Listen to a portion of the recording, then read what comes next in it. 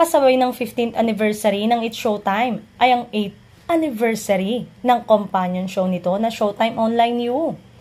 Bilang parte ng selebrasyon ay nag-perform sa opening ng Kapamilya Noontime Show ang current host ng nasabing online show na sina Lauren Galvez, Wise Estabilo, Nikki Morena, AC Soriano, Sheena Bellarmino, Anthony Castillo, JM De La Serna, Mariel Montellano, Antenorio, Eris Aragosa, Makim Puerto at Jana Analis.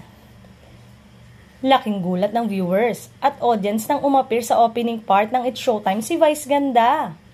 Paliwanag ni Vice, kaya niya hinabol ang opening ay para makita at personal na pasalamatan ng mga host ng Showtime Online U. Dahil malaki raw ang naitutulong ng mga ito para hindi bumitaw ang online viewers.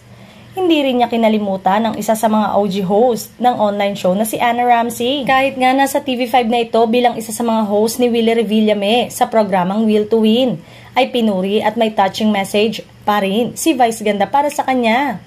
Sa inyong lahat, sa lahat ng nagsimula kay Anna Ramsey, maraming salamat.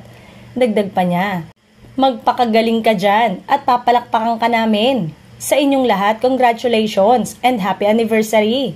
Sa kanyang ex-account ay naglabas naman si Anna ng video greeting para sa dati niyang programa.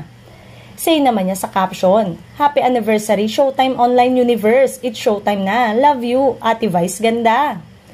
Wish ng madlang people ay mapanood si Anna sa anniversary episode ng It's Showtime.